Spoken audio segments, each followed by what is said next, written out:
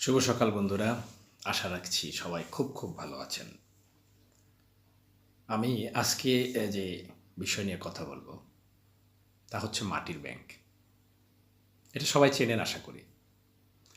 একটু মনে করুন তো আপনার ছোট্টবেলার কথা। আমাদের মা খালারা পয়সা বাঁচিয়ে সেটা সঞ্চয় করতেন।